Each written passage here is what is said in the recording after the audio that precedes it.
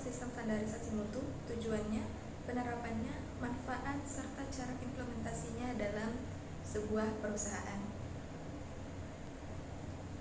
Lalu apa itu sistem standarisasi mutu? Sistem standarisasi mutu adalah proses yang digunakan untuk memastikan bahwa produk atau layanan yang dihasilkan memenuhi standar kualitas yang telah ditetapkan. Baik, saya akan menjelaskan prinsip dasar sistem standarisasi mutu. Ada poin yang pertama yaitu kepemimpinan yang kuat dan komitmen manajemen. Seorang pemimpin harus memiliki kekuatan dan komitmen yang kuat dalam mengarahkan tim atau organisasi menuju tujuan yang ditetapkan.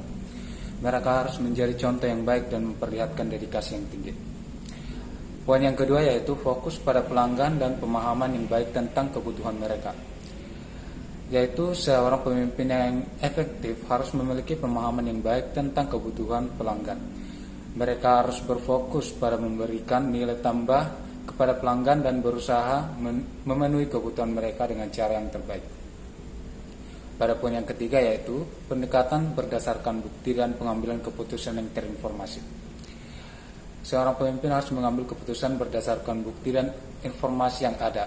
Mereka harus mampu menganalisis situasi dengan bijak dan menggunakan data untuk mendukung keputusan yang diambil. Yang keempat yaitu pengelolaan hubungan dan yang saling menguntungkan. Seorang pemimpin harus mampu membangun hubungan yang baik dengan anggota tim, rekan kerja dan pihak terkait lainnya. Mereka harus mampu berkomunikasi dengan baik, mendengarkan dengan empati dan bekerja sama untuk mencapai tujuan bersama. Dan poin terakhir yaitu peningkatan berkelanjutan. Pada poin ini, seorang pemimpin harus memiliki sikap yang terbuka terhadap pembelajaran dan pengembangan diri. Mereka harus terus mencari cara untuk meningkatkan keterampilan dan pengetahuan mereka, serta mendorong anggota tim untuk melakukan hal yang sama. Dan untuk penjelasan tujuan sistem standarisasi mutu. Secara singkat, tujuan sistem standarisasi mutu adalah untuk memastikan bahwa produk atau layanan yang dihasilkan memenuhi standar atau kualitas yang ditetapkan pada sebuah perusahaan. Adapun poin-poin yang terdapat pada tujuan sistem standarisasi mutu yaitu yang pertama, validasi. Validasi adalah proses memastikan bahwa metode atau prosedur yang digunakan dalam mengukur atau menguji produk atau layanan adalah akurat dan dapat diandalkan. Tujuan dalam validasi ini adalah untuk memastikan bahwa hasil yang diperoleh konsisten dan dapat dipercaya. Pada poin yang kedua yaitu repeatability. Repeatability mengacu pada kemampuan untuk mengulangi pengukuran atau pengujian yang sama dengan hasil yang konsisten. Tujuan dari repeatability adalah untuk memastikan bahwa pengukuran atau pengujian dapat dilakukan secara konsisten dan dapat diandalkan. Yang ketiga yaitu precision. Precision mengacu pada tingkat ketepatan atau kecermatan pengukuran atau pengujian. Tujuan precision adalah untuk memastikan bahwa pengukuran atau pengujian dilakukan dengan tingkat ketepatan yang tinggi, sehingga hasil yang diperoleh sesuai dengan standar kualitas yang ditetapkan. Yang keempat yaitu akurasi. Akurasi mengacu pada tingkat kesesuaian hasil pengukuran atau pengujian dengan nilai yang sebenarnya. Tujuan akurasi ini adalah untuk memastikan bahwa hasil yang diperoleh mendekati nilai yang sebenarnya atau benar, sehingga dapat diandalkan dalam membuat keputusan. Yang poin yang terakhir yaitu reproducibility. Reproducibility mengacu pada kemampuan untuk mengulangi pengukuran atau pengujian dengan menggunakan metode atau prosedur yang sama di berbagai kondisi atau oleh orang lain. Tujuannya adalah untuk memastikan bahwa hasil yang diperoleh dapat diproduksi secara konsisten atau pihak lain atau dalam situasi yang berbeda. Baik, selanjutnya saya akan membacakan pemberlakuan standarisasi. Yang pertama, pemberlakuan standar, yaitu penggunaan standar yang telah ditetapkan oleh organisasi atau badan standar yang berwenang. Yang kedua, penerapan standar, yaitu pelaksanaan standar dalam proses manufaktur, pengujian, dan pengendalian mutu. Yang ketiga, penerapan akreditas, yaitu proses pengakuan dan pengesahan suatu laboratorium atau lembaga sebagai entitas yang memenuhi standar kompetensi tertentu. Yang keempat, penerapan sertifikasi, yaitu pemberian sertifikat kepada perusahaan yang memenuhi standar tersebut.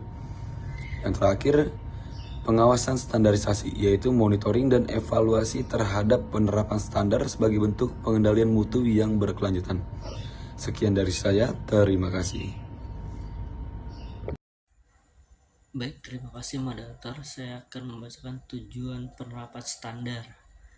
Tujuan penerapan standar adalah untuk meningkatkan kualitas produk atau layanan, mengurangi variabilitas proses, meningkatkan kepuasan pelanggan, dan mencapai efisiensi operasional. Yang pertama itu ada terwujudnya jaminan kualitas, komunitas, dan produk, peningkatan produktivitas, dan daya guna. Lalu yang kedua itu ada untuk menjamin jaminan bagi pihak yang memerlukan sertifikasi. Lalu yang ketiga itu ada terwujudnya kepercayaan pelanggan dan pihak lain yang terkait. Yang keempat itu ada terwujudnya citra Indonesia di mata internasional. Lalu yang kelima, yang terakhir, terwujudnya kebenaran hasil pengakuan dan pengujian. Baik, terima kasih. Saya serahkan ke moderator kembali. Yang berikutnya, manfaat sistem standarisasi mutu. Yang pertama, peningkatan kualitas. Standarisasi mutu membantu meningkatkan kualitas produk atau layanan yang dihasilkan oleh perusahaan. Yang kedua, kepercayaan pelanggan. Standar mutu ini dapat memberikan kepercayaan kepada pelanggan bahwa produk atau layanan yang mereka dapatkan akan memenuhi harapan mereka. Yang ketiga, efisiensi operasional. Dengan adanya standar yang jelas, proses operasional perusahaan dapat menjadi lebih efisien dan terorganisir. Yang keempat, pemenuhan regulasi. Standar mutu ini dapat membantu perusahaan memenuhi persyaratan dan regulasi yang diberlakukan oleh pemerintah atau badan pengawas. Yang berikutnya ada cara implementasi dari sistem standarisasi mutu. Yang pertama, analisis proses. Menganalisis proses operasional dan mengidentifikasi area yang perlu ditingkatkan. Yang kedua, pembuatan dokumen standarisasi. Membuat dokumen standar yang berisi langkah-langkah dan pedoman untuk setiap proses operasional. Yang ketiga, adanya pelatihan karyawan. Melakukan pelatihan kepada karyawan mengenai prosedur-prosedur yang berlaku dan pentingnya standar mutu.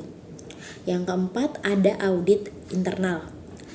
Pada langkah ini, melakukan audit internal secara berkala untuk mengevaluasi kinerja dan kepatuhan terhadap standar mutu. Dan yang kelima, adanya penilaian secara eksternal. Penilaian secara eksternal ini kita dapat mengundang pihak-pihak eksternal seperti auditor independen untuk menilai dan memverifikasi sistem standarisasi mutu perusahaan. Review pengendalian mutu dan jaminan. Pengendalian mutu yaitu pengawasan dan pengendalian proses produksi untuk memastikan produk atau layanan sesuai dengan standar kualitas yang ditetapkan. Nah, pengendalian mutu yaitu fokus utamanya untuk pengendalian kualitas atau produk. Meskipun tim produk telah berupaya sebaik mungkin, kualitas jaminan membantu menjalankan proses dengan baik. Selanjutnya, jaminan mutu. Jaminan mutu yaitu serangkaian tindakan yang diambil untuk memastikan produk atau layanan memenuhi standar kualitas yang telah ditetapkan dalam jangka waktu yang berkesinambungan. Contohnya itu efektif atau tidak efektifnya jaminan, yaitu tugas penjaminan kualitas adalah memelihara dan meningkatkan proses tersebut sehingga perusahaan dapat memastikan produk berkualitas tinggi dengan lebih baik. Terima kasih. Lalu ada tinjauan pengendalian mutu atau GLP. Tujuan penerapan standar adalah untuk meningkatkan kualitas produk atau layanan, mengurangi variabilitas proses, meningkatkan kepuasan pelanggan, dan mencapai efisiensi operasional. Lalu ada manajemen sampel, yaitu pengelolaan yang baik terhadap sampel yang digunakan dalam pengujian. Lalu ada pengendalian pereaksi. mengubah kualitas dan stabilitas reagen selama pengujian. Lalu ada kebersihan alat gelas, menjaga kebersihan dan kerapihan alat gelas untuk menghindari kontaminasi. Lalu ada keamanan dan penggunaan alat pelindung, mengubah penggunaan alat pelindung pribadi yang sesuai.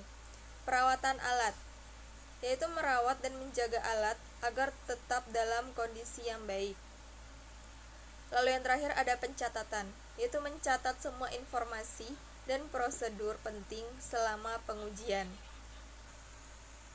Lalu ada tinjauan pengendalian mutu atau GMP. Yang pertama adalah uji ulang sampel, yaitu melakukan pengukuran ulang pada sampel untuk memverifikasi hasil. Lalu ada uji kedapatan ulang, yaitu mengulangi pengukuran kedap air untuk memastikan kekonsistenan hasil. Lalu ada uji blanko, yaitu mengukur dan mengkompensasi nilai blanko dalam pengukuran. Lalu yang terakhir ada uji referensi, yaitu membandingkan hasil pengukuran dengan nilai referensi yang telah ditetapkan. Sekian dari saya, kurang lebihnya mohon maaf. Sekian dari kelompok kami, kurang lebihnya mohon maaf. Terima kasih, sampai jumpa kembali.